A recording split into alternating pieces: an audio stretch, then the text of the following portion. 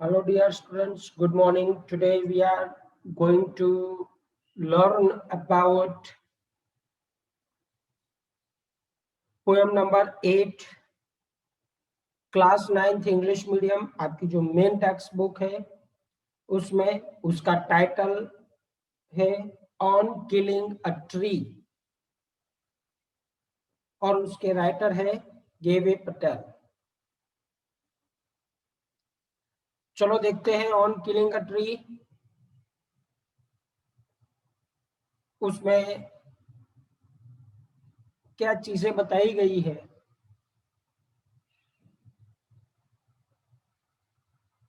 In this poem, the poet is very much sensitized towards the trees. Trees are living things. He also equates tree with humans, and the poet wanted to tell us that we should not cut down or destroy the trees.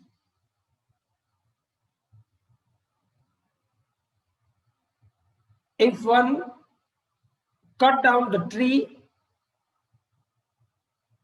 it will equal to killing a human being. Dear student, पिछले 10-12 सालों से बहुत सारे poet, बहुत सारे बड़े बुजुर्ग, बहुत सारे टीचर्स, आपके mentors, religious gurus, Pandit,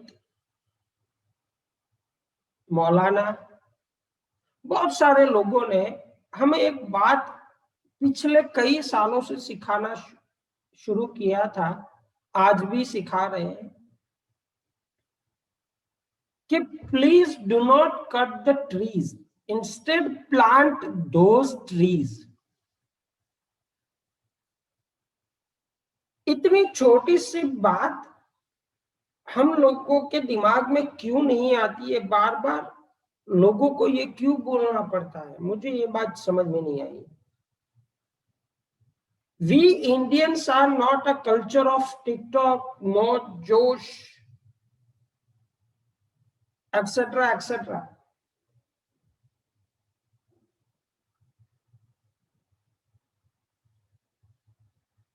It was earlier ancient time in which it was known that most educated people on the earth, तो उसमें हम इंडियंस का नाम आता था। कहाँ गई वो दीर्घ दृष्टि, दूर का सोचने का जो एबिलिटी थी हमारी, where it has gone?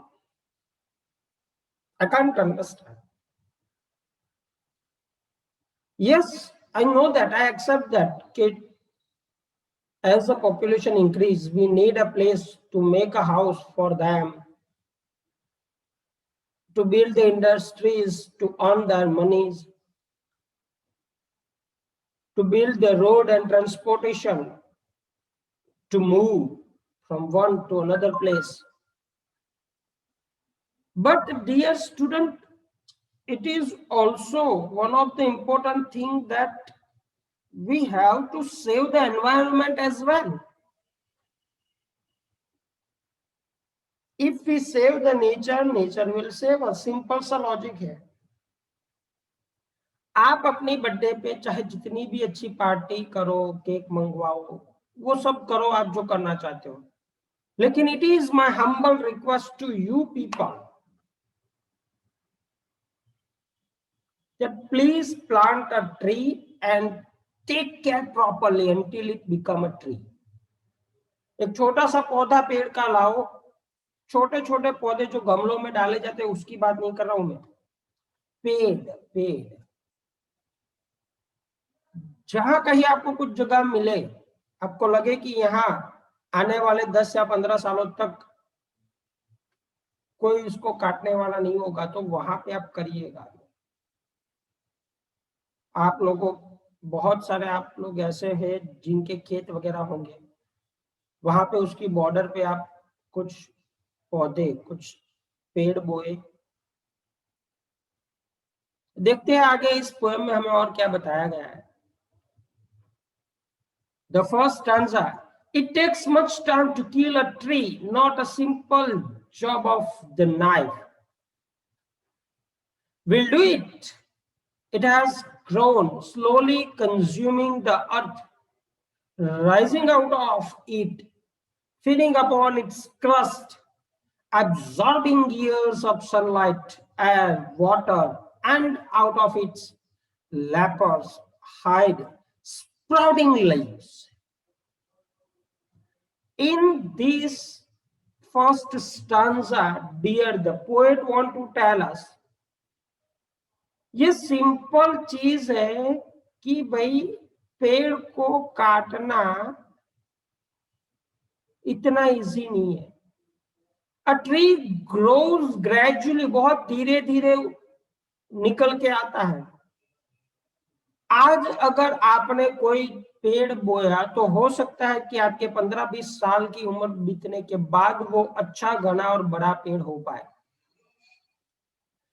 It's rooted in the soil. A plant takes nutrition from soil to grow into a big tree. बहुत सारा समय लगता है, वो धीरे धीरे पृथ्वी में से, मतलब मिट्टी में से अपने आप का न्यूट्रिशन, खुराक निकालता है और धीरे धीरे बड़ा होता है, और वो छोटे प्लांट में से इतना बड़ा पेड़ बनता है। The tree is firmly bound with the soil. बहुत जोर से बंधा है। It takes in sunlight, water and air to grow into the strong trunk. वो अपना strong trunk grow करने के लिए सन से सनलाइट लेता है, वाटर बॉडीज से वाटर लेता है, राइट, एटमॉस्फेयर से एयर लेता है, तब जाके इतना बड़ा एनॉर्मस पेड़ बनता है। In stanza number 2, so hack a chop, but these alone won't do it.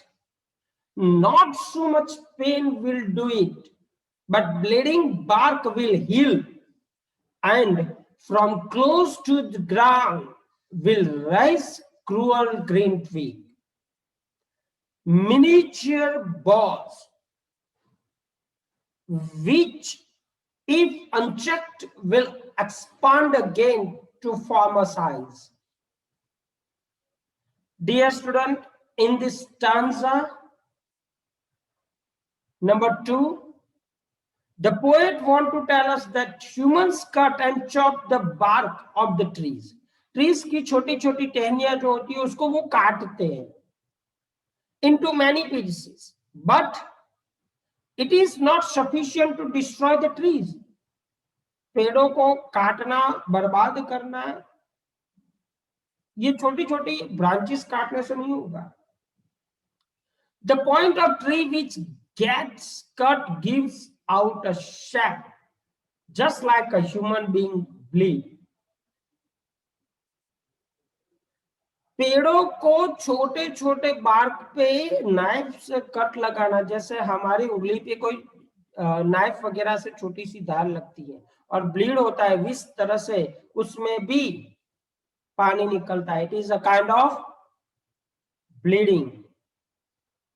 Gradually this would heal, and from there new branch will start growing again. आज जो आपने काटा है वहां से धीरे धीरे ये जो पानी कैसा ब्लीडिंग निकलता है पेड़ की टहनी में से, वो बंद हो जाएगा और वहां से एक नई ब्रांच निकलनी शुरू हो जाएगी। In the third stanza, the poet would like to tell us, no, root is to be pulled out of the anchoring earth. It is to be roped tight and pulled out, snapped out, or pulled out entirely. Out from the earth cave, and the strength of the tree exposed, the source white and wet, the most sensitive hidden for years inside the earth. In this stanza, dear student, the poet wanted to tell us that how should we tree cut down. The poet says that in order to kill the tree, अगर आपको एक पेड़ को मारना है, it has to be uprooted. जमीन से उसको उखाड़ फेंकना पड़ेगा. One has to separate the tree from the earth which supports it. हमें पेड़ को अगर मारना है तो पृथ्वी से उसको अलग करना पड़ेगा, पृथ्वी जो कि उसको सपोर्ट देती है. The roots of the tree bind the tree with the soil in the pit of the earth. जो पेड़ के तने होते हैं, मूल्य होते हैं, उसने अर्थ को जकड़ रखा है, इसलिए वो ऐसे तैसे नहीं गिरेगा.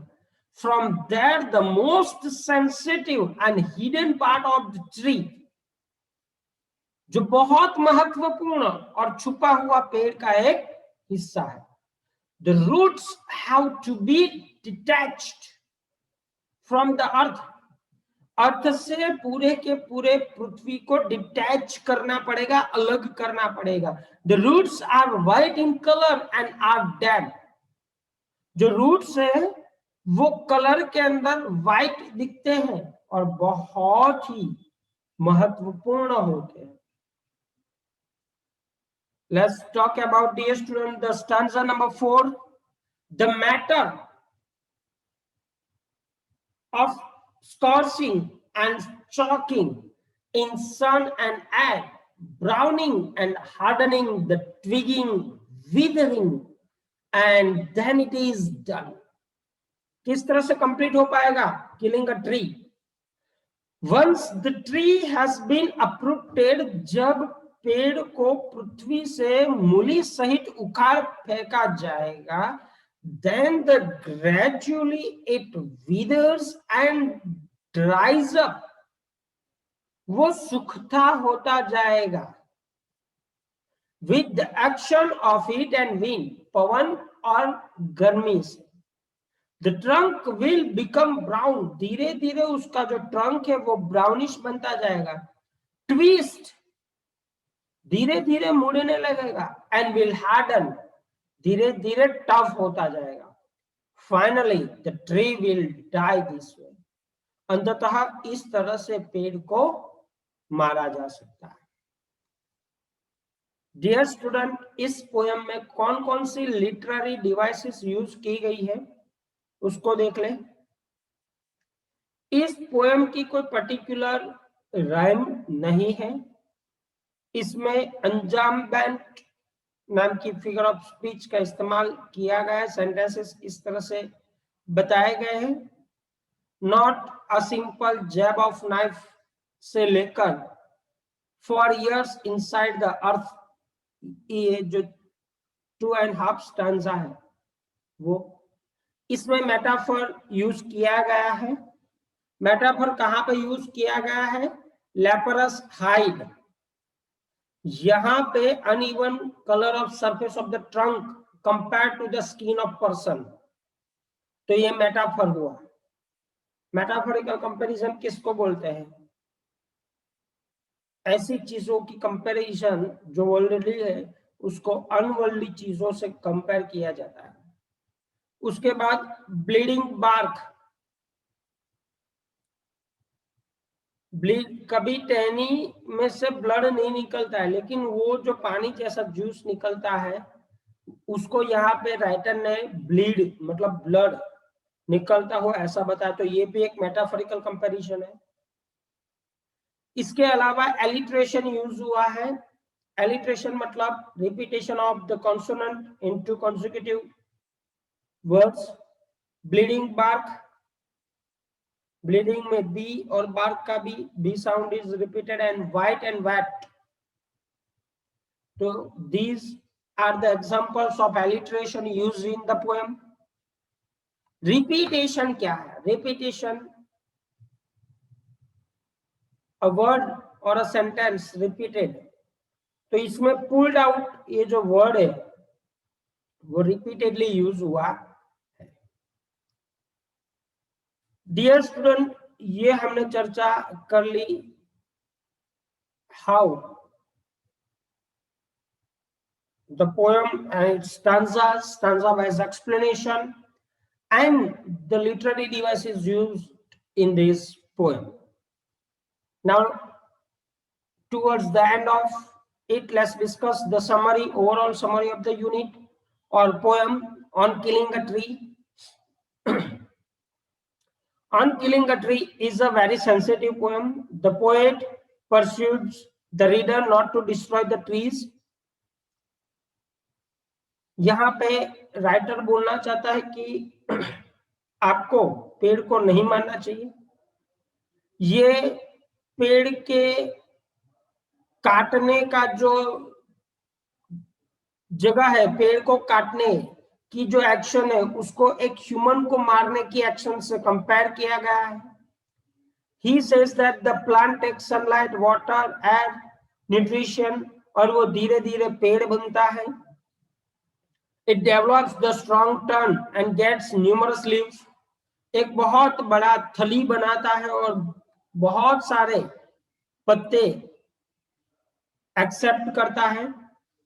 Just like a wounded man bleed, जब हम उसको काटते हैं तब एक वुंडेड आदमी कैसे ब्लीडिंग करना शुरू करता है, ठीक वैसे ही पेड़ की किसी ब्रांच को काटने से वो ब्लीडिंग होती है, पानी जैसा जूस निकलता है। हमारे शरीर पे लगने वाला घाव अपने आप धीरे धीरे कैसे ठीक होता जाता है, ठीक वैसे ही वो पेड़ भी अपने आप को ठीक करके एक नई ब्रांच, नए लीव्स को वहां पे उगाता है। In order to destroy the tree, we have to uproot it.